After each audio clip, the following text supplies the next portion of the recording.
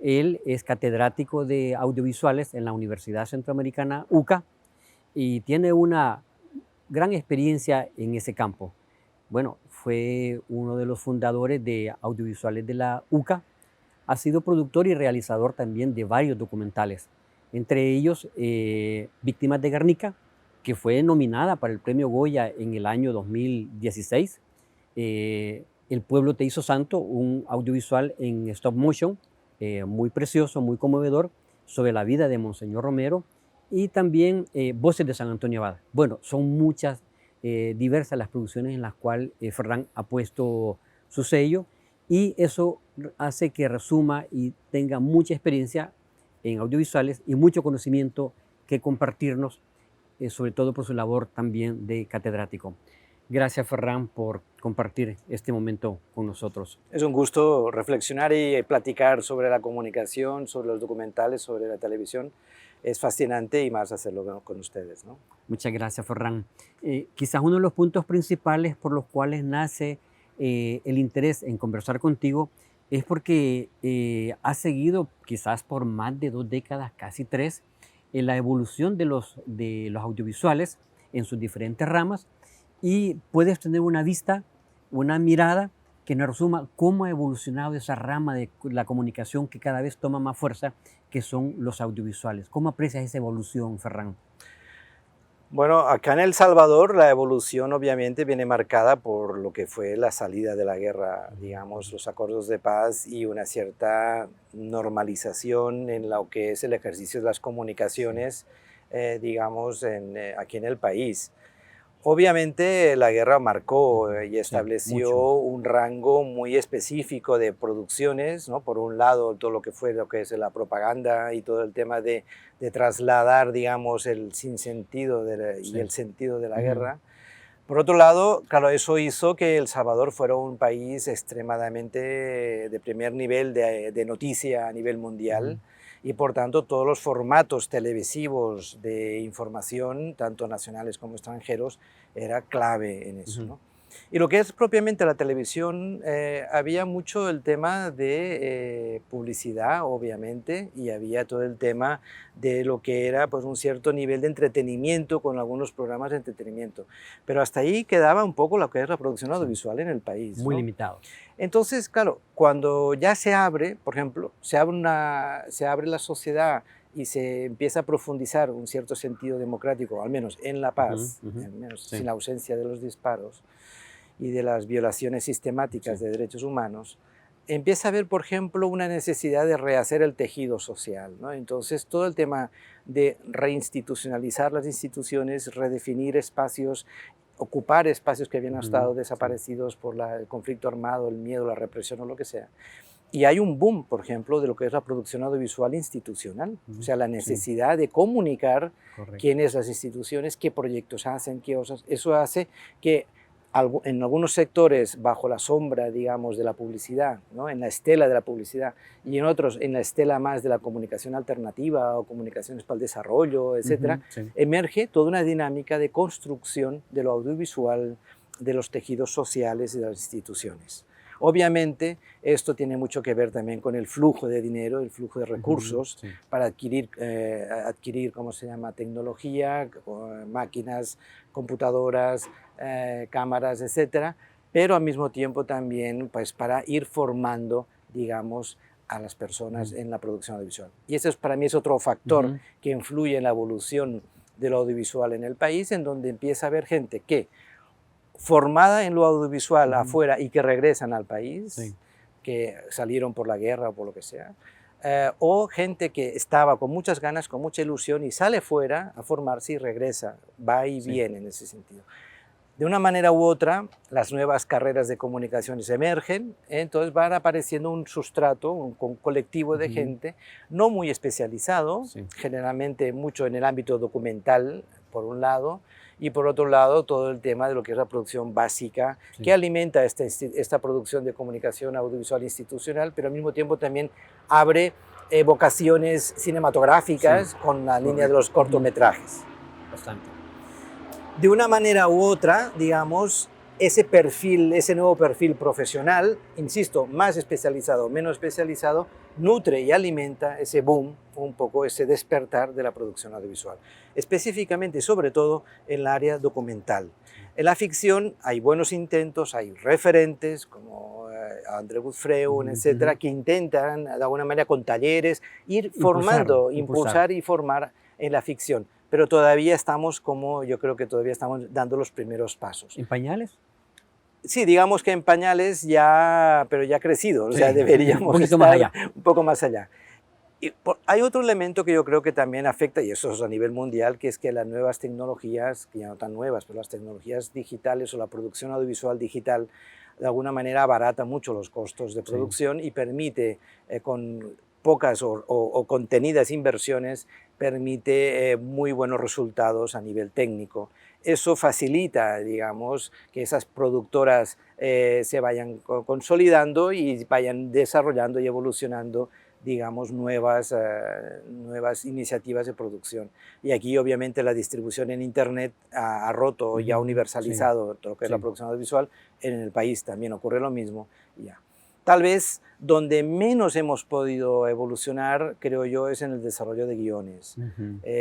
Temas, hay un montón de temas que investigar y desarrollar en el país. Es un país lleno de vida, lleno de intensidad, lleno de sufrimiento y también lleno de ilusiones y esperanzas y proyectos.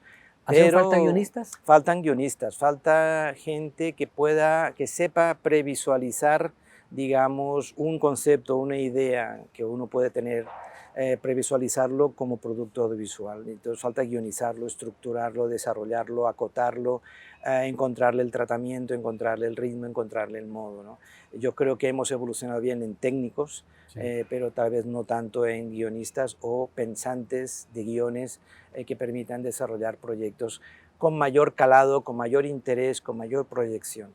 Y por última reflexión que yo haría sería que sí que ha habido, digamos, una mejora en que todavía es dominante mucho todo el tema de memoria histórica, sí, yo creo que es necesario, todavía falta mucho por profundizar, pero ha sido un tema que se ha nutrido mucho, digamos, y que ha nutrido mucho la producción audiovisual, sobre todo en el marco de los documentales.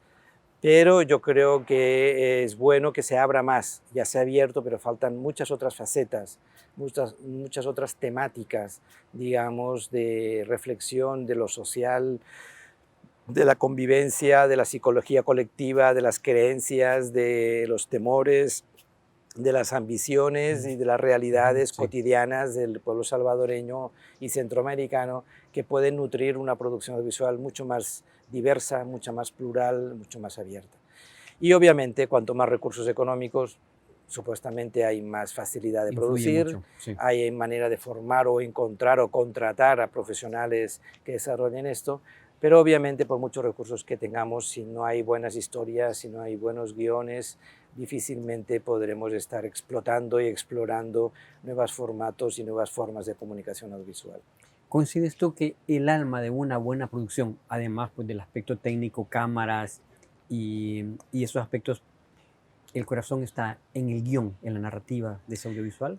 Yo creo que en tanto cuanto quien cuenta las historias somos las personas, entonces yo creo que el guión es la herramienta que tiene un poco la persona en articular su idea y desarrollar su historia, ¿no?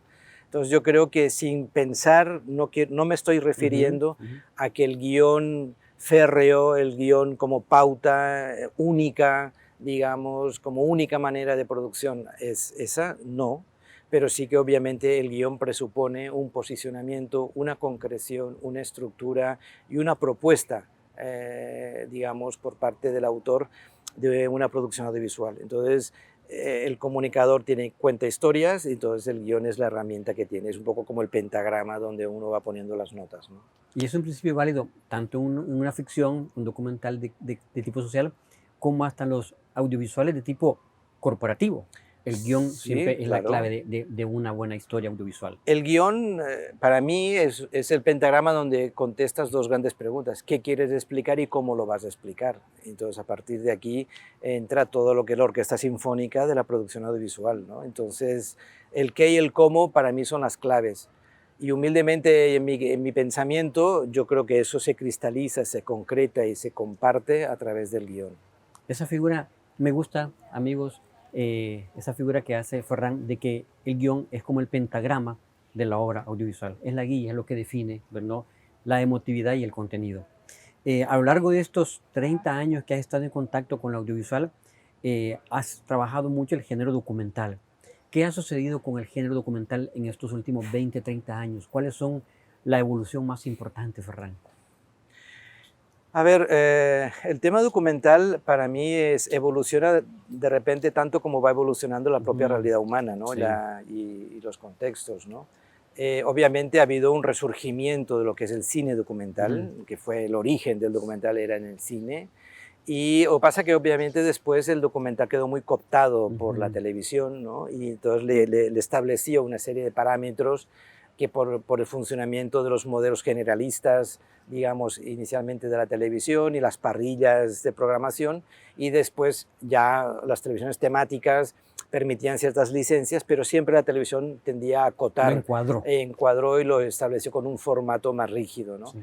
Entonces, claro, cuando resurge el cine documental, se hacen auténticos hits de taquilla, hay colas para ir a ver películas de cine documental.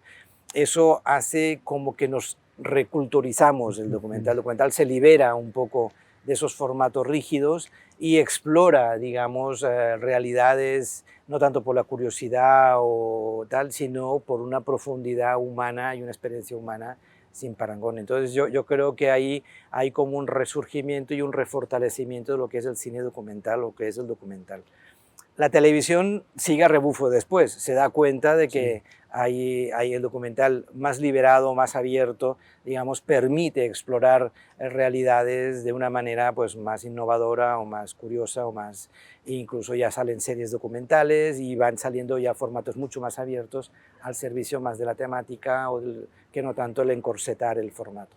Y ahora esa liberación del documental, de alguna manera, como me gusta a mí decirlo, existe lo que es la red y la línea interactiva, digamos, de la red, de los productos multimedia, etcétera, permite ya al documental eclosionar en lo que se llaman los documentales interactivos, documentales abiertos, webdocs, etcétera, en donde realmente el documental ya explora la complementariedad de expresiones, formatos, recursos, de una manera mucho más abierta y sobre todo de una manera menos lineal y mucho más participativa. El público interviene ya como experiencia humana, interviene en la producción del documental y por tanto ya no es la pieza cerrada, férrea, televisiva, lineal, que había un director que así planteaba, sino que ahora se hacen auténticas obras colectivas, documentales, sumamente interesantes, que yo creo que son más acordes a la complejidad del mundo actual en el cual estamos ahora sumergidos, ¿no?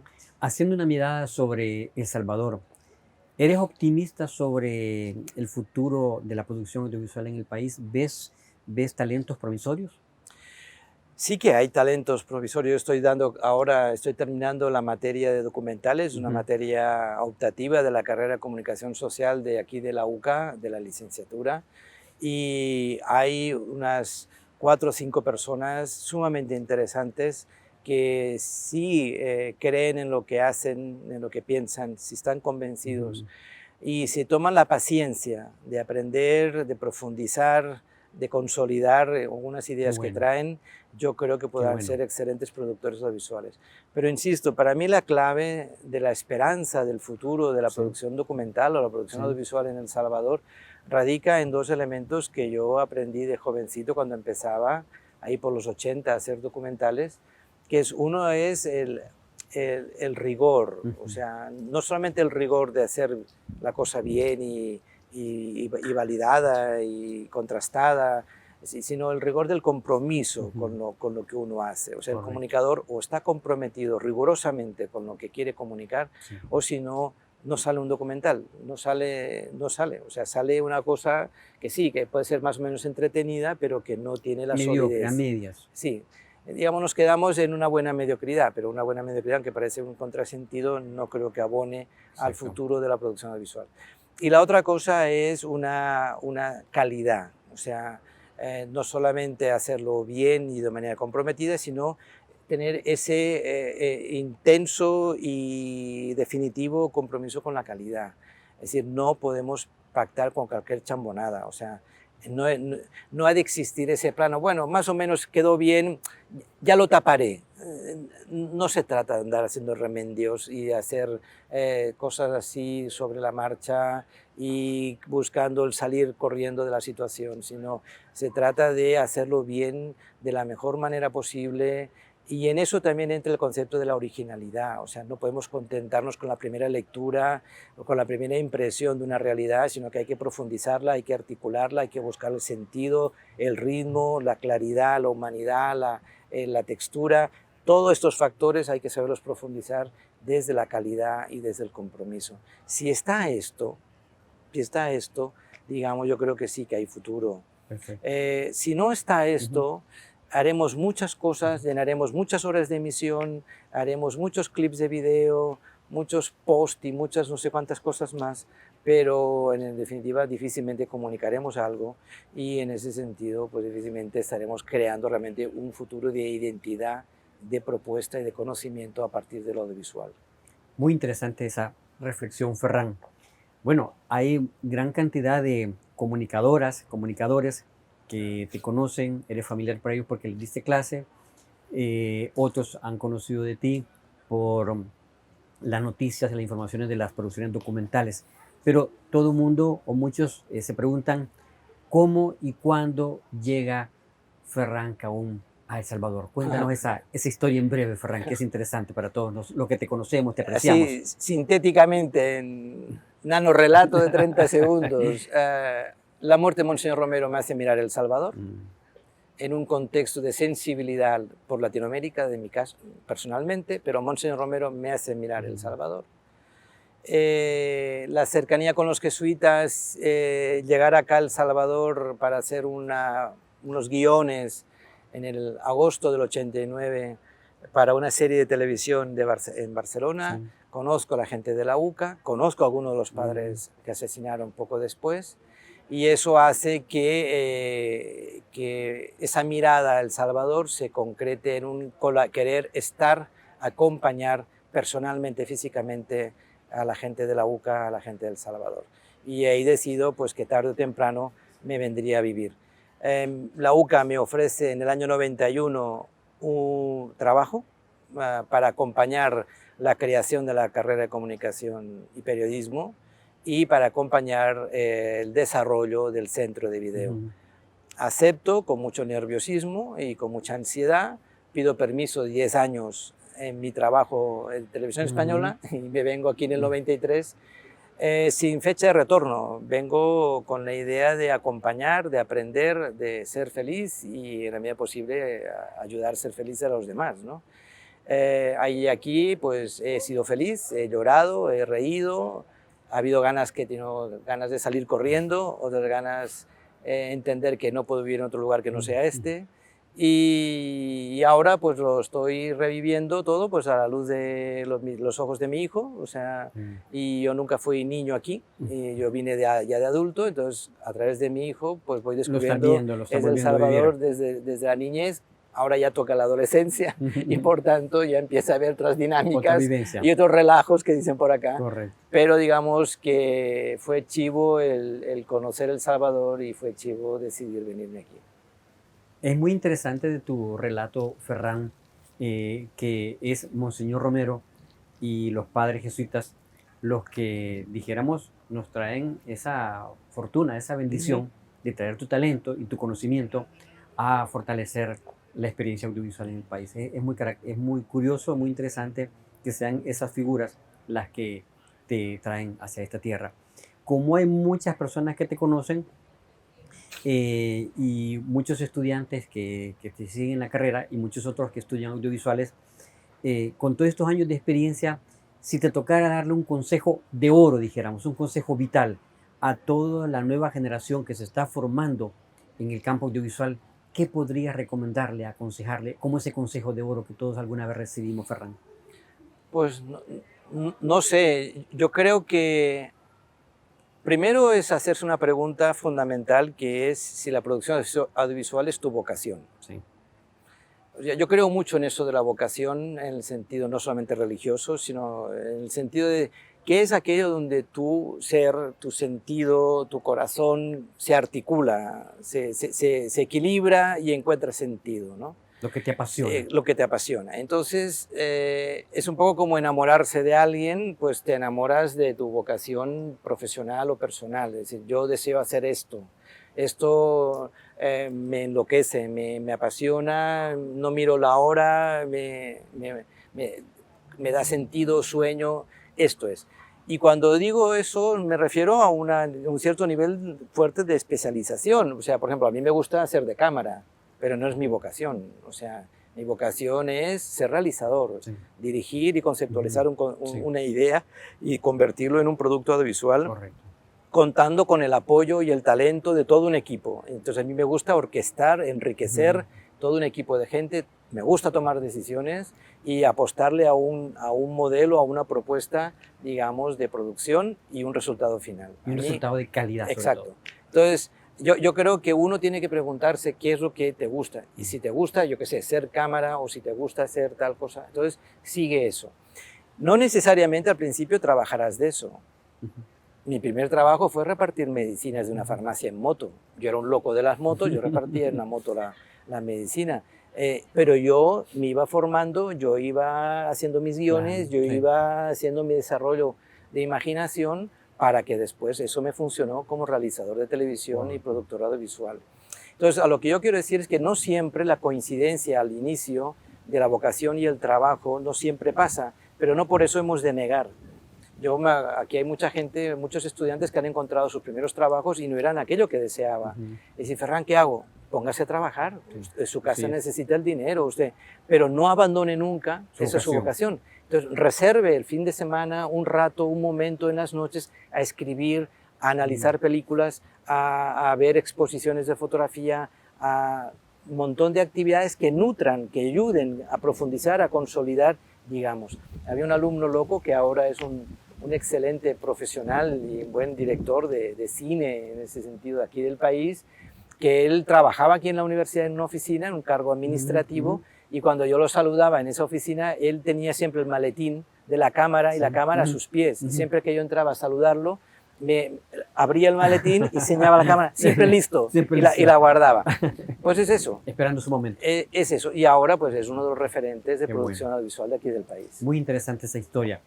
Y como catedrático, pues habrás visto muchas horas de documentales, muchos audiovisuales en tu afán investigativo o necesidad de la enseñanza. Y en toda esa gran cantidad de audiovisuales, de documentales que has visto, ¿qué consideras que debería ser una mirada obligada de alguien que se está formando en audiovisuales, que necesita fortalecer su criterio? ¿Qué le recomendarías ver? Así, en plan amplio, en producción audiovisual o en documental, o sea, en lo que es lo audiovisual, yo recomiendo a mis estudiantes siempre que vayan a la biblioteca y que se leen, ojeen, consulten, conozcan una buena historia del arte. Historia del arte, es la clave. Esto para mí es fundamental. ¿Por qué? Porque el arte es el ejercicio de comunicar y transmitir una historia o una idea o una visión, una cosmovisión, etc. Entonces, y es una concreción externa a la persona. O sea, en ese sentido del arte me refiero a pintura, escultura, arquitectura, etc. ¿no? Entonces, para mí eso tiene muchas las raíces de lo que son nuestros planteamientos culturales y nuestras identidades de qué expresamos y cómo lo expresamos. Esto por un lado.